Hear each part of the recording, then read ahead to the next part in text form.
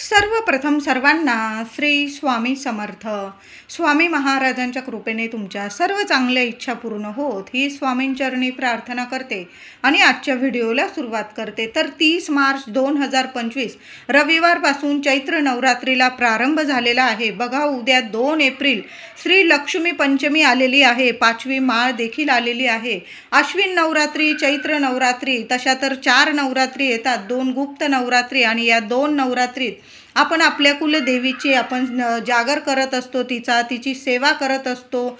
जेवढी सेवा होईल तेवढी आपण करत असतो. तर या चैत्र नवरात्रीत सुद्धा आपल्या कुलदेवीची, महिला असेल पुरुष दादा असेल, सर्वांनी मिळून आपल्या कुलदेवीची सेवा नक्की करा.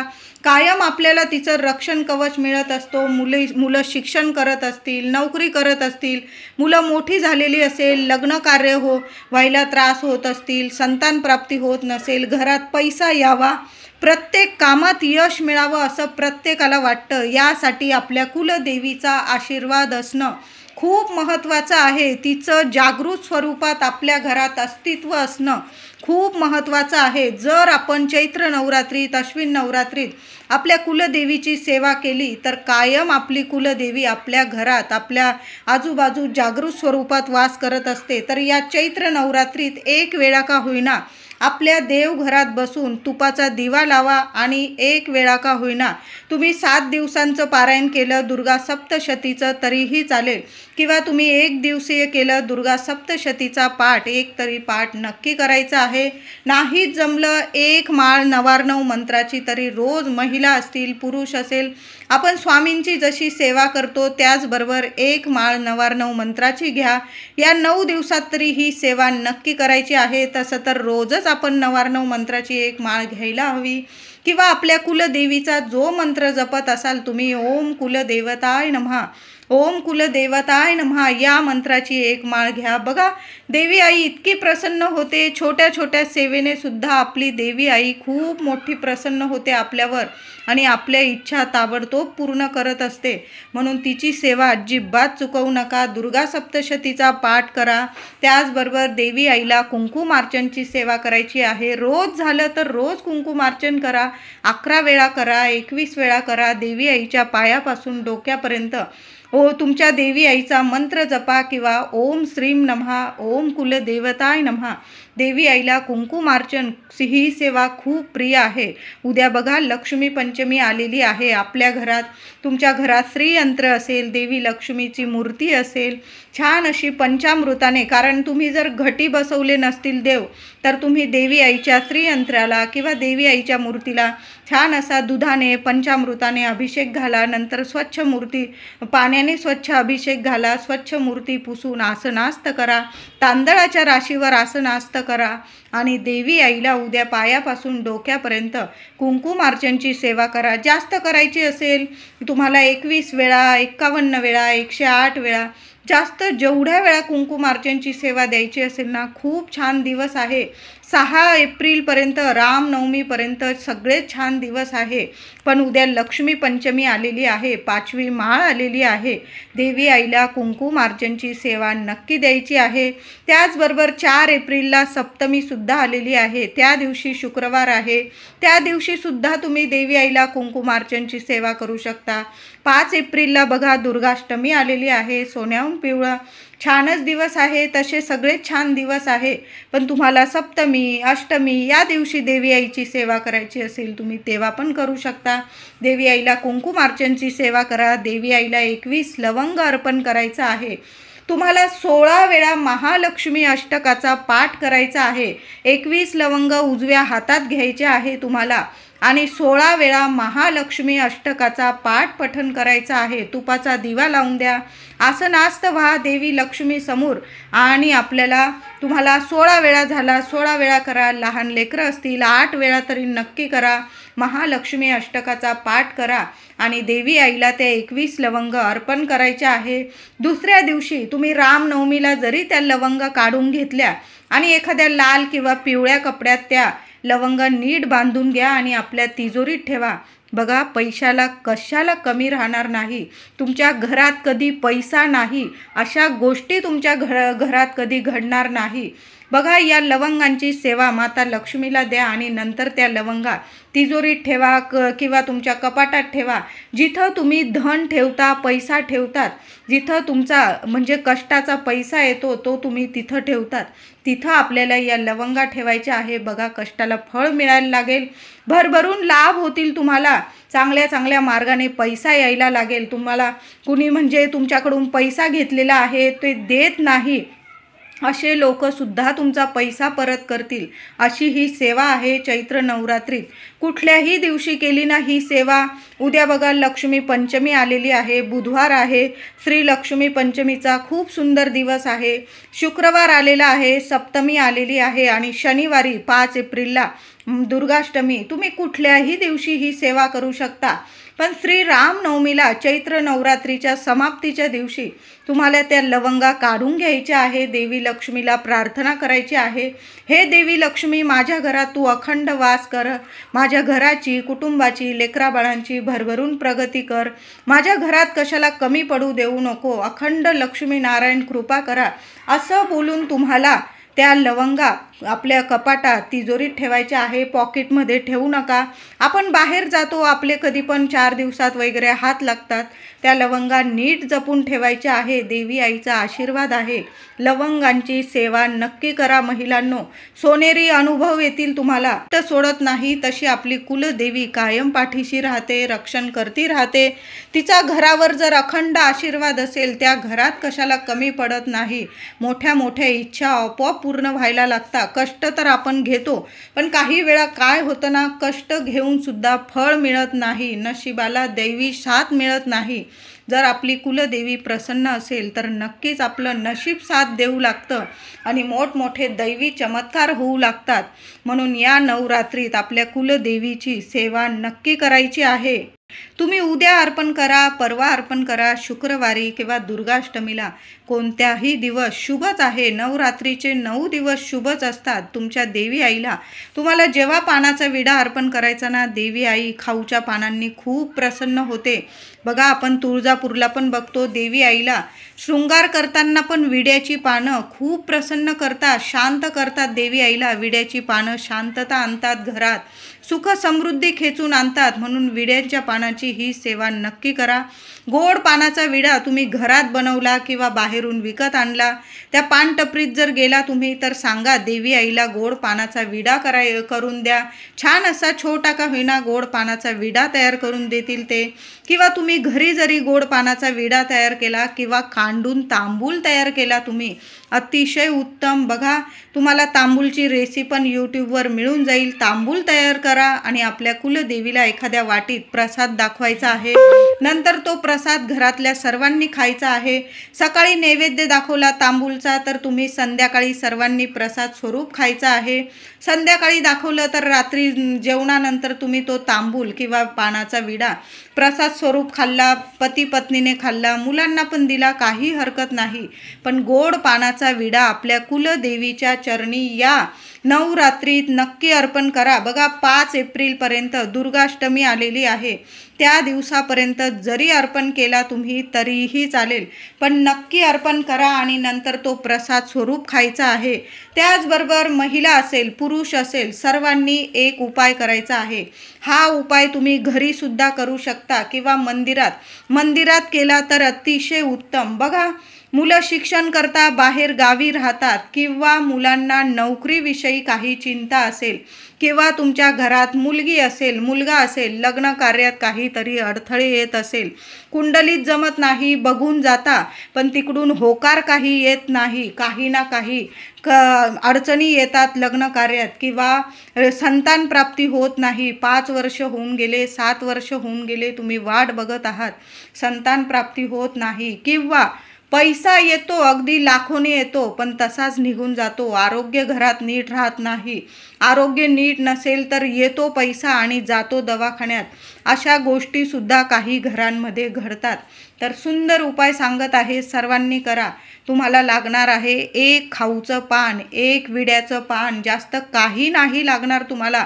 हा उपाय करून तर बघा, तुम्हीच मला कमेंट करून सांगाल की ताई सुंदर उपाय सांगितला, नवरात्र संपण्याच्या आत माझी ही इच्छा पूर्ण झाली. काय करायचं आहे, महिला असेल पुरुष असेल, महिलांनी उपाय केला किंवा ज्यांना त्रास आहे किंवा ज्यांना कठीण इच्छा पूर्ण होत नाही त्या व्यक्तीने जरी हा उपाय केला ना, मग मुलाच्या लग्नात प्रॉब्लेम होत असतील, मुलीच्या त्या मुलाने किंवा मुलीने केला किंवा ज्यांना संतान होत नाही त्या नवरा बायकोने जरी केला किंवा पती पत्नीने, आता घरदार तर पती पत्नीच असतं, म्हणून सर्वांनी मिळून जरी हा उपाय केला ना, तर काय करायचं आहे, एक विड्याचं पान घ्यायचं आहे, स्वच्छ धुवून घ्या. चांगलं मोठं विड्याचं पान घ्यायचं आहे, घेऊन येतानाच मोठं विड्याचं पान आणायचं आहे. तुटलेलं फुटलेलं घेऊ नका, चांगलं बघून घ्यायचं आहे. चांगलं देठ असलेलं पान घ्यायचं, घरी आणायचं आहे. हिरवंगार पान बघून आणा आणि स्वच्छ धुवून घ्यायचं आहे, कपड्याने स्वच्छ पुसून घ्यायचं आहे आणि त्यावर हळद ओली करायची आहे. हळद वेगळी ओली करा, कुंकू वेगळं ओलं करायचं आहे तुम्हाला.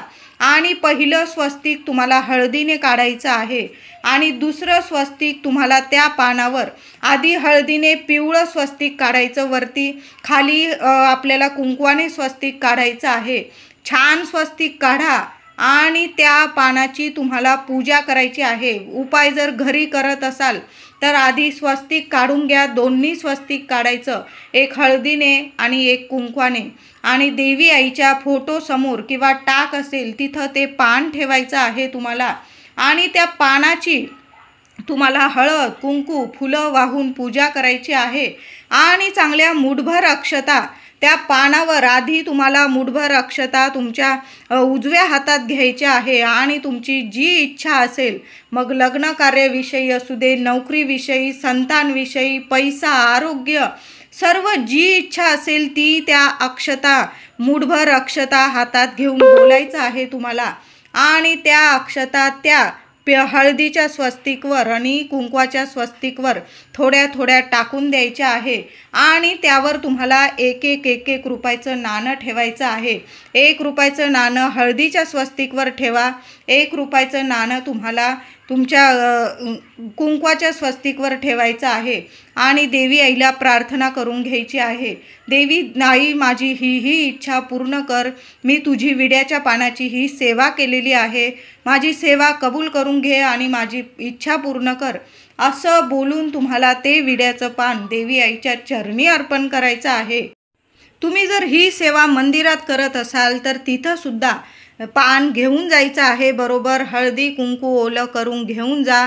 किंवा तुम्ही घरातूनच स्वस्तिक काढून घेऊन गेला, एक हळदीचं आणि एक कुंकवाचं, वरती हळदीचं स्वस्तिक काढायचं. पान घेताना एकच घ्यायचं आहे, मोठं बघून घ्यायचं, धुवून पुसून घ्या स्वच्छ करून. एक हळदीचं स्वस्तिक, एक कुंकवाचं स्वस्तिक, त्या माऊली जवळ तुम्हाला ते पान ठेवायचं आहे. हळदी कुंकू फुलं वाहून पूजा करायची आहे, देवी आईला नमस्कार करायचा. मुठभर अक्षता हातात घ्यायच्या आहे. अक्षता घेताना तुकडा तांदूळ घेऊ नका. देवांची पूजा करताना सेवा करताना कधीच तुकडा तांदूळ वापरू नका. चांगला अख्खा तांदूळ घ्यायचा आहे. अगदी साधा घेतला राशनिंगचा तरीही चालेल, पण अख्खा तांदूळ घ्यायचा आहे. तुम्ही मुठभर तांदूळ घ्यायचा आहे. उजव्या हातात घेऊन तुमची मनातील इच्छा बोलून घ्यायची आणि त्या हळदीच्या स्वस्तिकवर थोडे तांदूळ अर्पण करायचे, कुंकवाच्या स्वस्तिकवर थोडे तांदूळ अर्पण करायचे आहे. 1 रुपयाचं नाणं हळदीच्या स्वस्तिकवर ठेवायचं, 1 रुपयाचं नाणं तुम्हाला कुंकवाच्या स्वस्तिकवर ठेवायचं आहे. नमस्कार करायचा आहे, देवी आईच्या चरणी लोटांगण घालून नमस्कार करायचा आहे. आणि तुम्हाला तुमच्या मनातील इच्छा बोलून देवी आईला नमस्कार करून थोड्या वेळ तिथं शांत बसा मंदिरात आणि मग घरी यायचं आहे. खूप सुंदर उपाय आहे. तुमची इच्छा नक्की पूर्ण होईल. कितीही कठीण काळ सुरू असू द्या, नक्कीच इच्छा पूर्ण होईल. मुला मुलींच्या लग्नातील अडथळे दूर होईल. मुलं शिक्षणाविषयी नोकरीविषयी बाहेर असेल, तुम्हाला चिंता असेल किंवा मुलांना योग्य ठिकाणी नोकरी लागत नसेल, योग्य ठिकाणी शिक्षणासाठी त्यांना काही म्हणजे अडीअडचणी येत असतील त्यासुद्धा दूर होतील. संतान प्राप्ती होत नसतील, तुमचे रिपोर्ट काही ना काही अडीअडचणी येत असतील किंवा रिपोर्ट नॉर्मल आहे पण काही कारणास्तव संतान प्राप्ती होत नसेल, सर्व काही व्यवस्थित होईल. देवी आई आहे, आपल्या मनातील इच्छा नक्कीच जाणते आणि पूर्ण पण लगेच करते. तिची योग्य वेळी जर आपण सेवा केली तर योग्य फळ नक्की प्राप्त करून देत असते। हा उपाय नक्की करा, महिलांनी करा, पुरुषांनी करा। फक्त महिलांनो 4 दिवस असेल, सुतक असेल, 5वा दिवस असेल, करू नका। पुरुष दादांनी केला किंवा तुमच्या मुलींना करायचा असेल हा उपाय, ज्यांना लग्न कार्यात अडचणी आहे त्यांनी स्वतः जरी हा उपाय केला किंवा तुमची मुलं बाहेरगावी राहता, आईवडिलांनी हा उपाय केला तरीही चालेल। उपाय करून तर बघा, नक्की छान अनुभव येईल। तुमची प्रत्येक इच्छा नक्कीच पूर्ण होणारा हा उपाय आहे।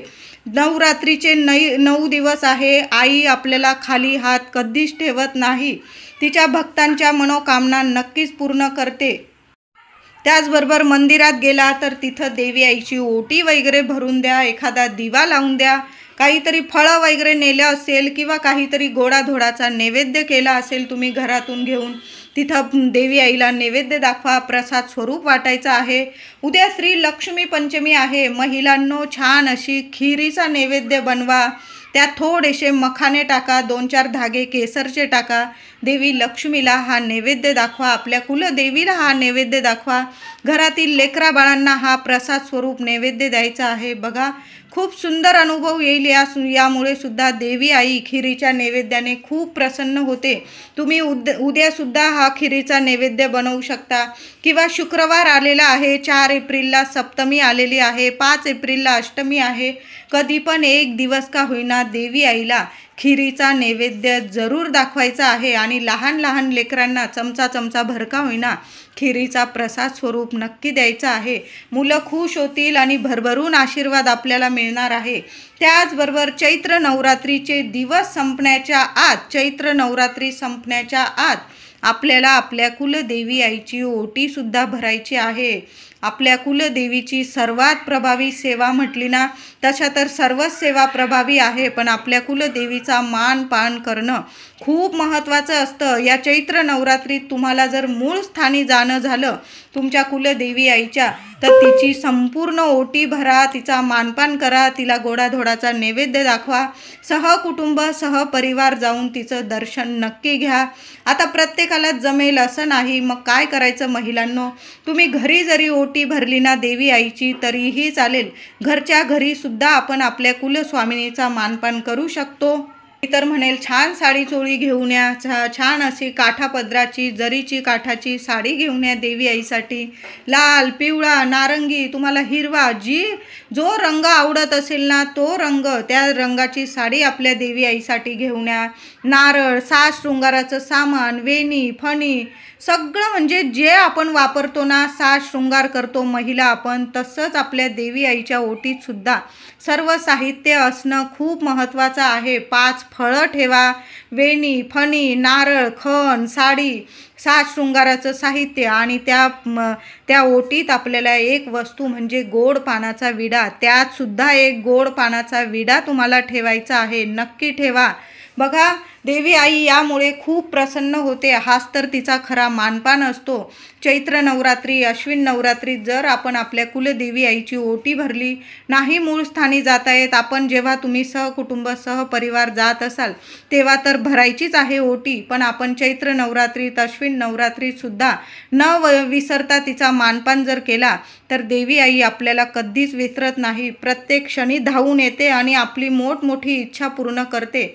म्हणून देवी आईची छान ओटी भरायची आहे। सर्व वस्तू ठेवा, गोड पानाचा विडा ठेवा आणि हिरव्या बांगड्या, काचेच्या हिरव्या बांगड्यांना पण खूप महत्त्व आहे। ओटीत काचेच्या हिरव्या बांगड्या असायलाच हव्या।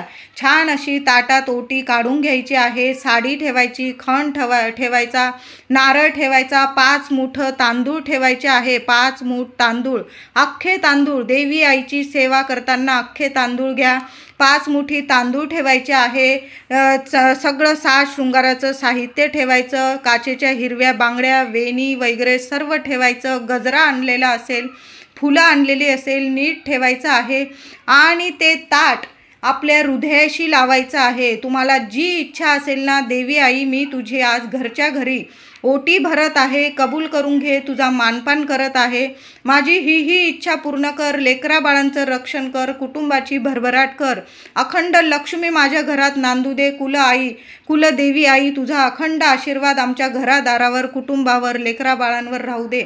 असं बोलून तुम्हाला देवी आईला ओटी अर्पण करायची आहे। देवी आईला हळदी कुंकू अर्पण करा, ओटीच्या सर्व साहित्याला हळदी कुंकू अर्पण करा, स्वतःच्या कपाळी लावा, हृदयाशी ते ओटीचं ताट घ्या आणि देवी आईची ओटी भरायची आहे।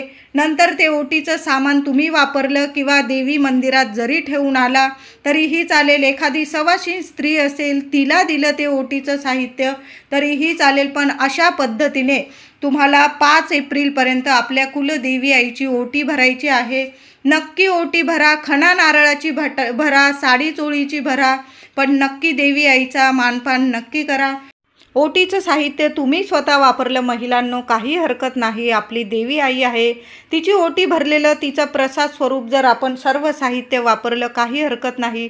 उलट देवी आईचा कायम अखंड आशीर्वाद तुमच्यावर राहील। त्याचबरोबर 5 तारखेपर्यंत दुर्गाष्टमीपर्यंत एखादी कन्या मिळाली तुम्हाला किंवा जास्त कन्या मिळाल्या, 5 मिळाल्या, 7 मिळाल्या, 9 मिळाल्या, त्यांना काहीतरी गोडाधोडाचा प्रसाद खायला करा, त्यांचा मानपान करा, त्यांना हळदी कुंकू लावा, त्यांना काहीतरी भेट वस्तू दिली तुम्ही किंवा एखादं फळ दिलं त्यांच्या हातात, बघा कन्या इतक्या प्रसन्न होतात आणि साक्षात 9 रूपं आपल्यावर प्रसन्न होतात। आपली देवी आईचे 9 रूपं आपल्यावर कायम प्रसन्न होतात। त्या कन्यांच्या हातून, एखाद्या कन्येच्या हातून का होईना, तुम्हाला स्वतःला कुंकू लावून घ्या कपाळी, बघा तुमचं सुख सौभाग्य कायम वाढत राहील, कशाला कमी पडणार नाही। या नवरात्रीत ही सेवा नक्की करा महिलांनो। आपल्या कुलदेवीचा मानपान जर आपण केला तर आपली कुलदेवी आपल्यावर कायम प्रसन्न राहते। म्हणून हे चैत्र नवरात्रीचे खूप सोन्यासारखे दिवस आहे, नक्की सेवा करा। व्हिडिओ आवडला असेल लाईक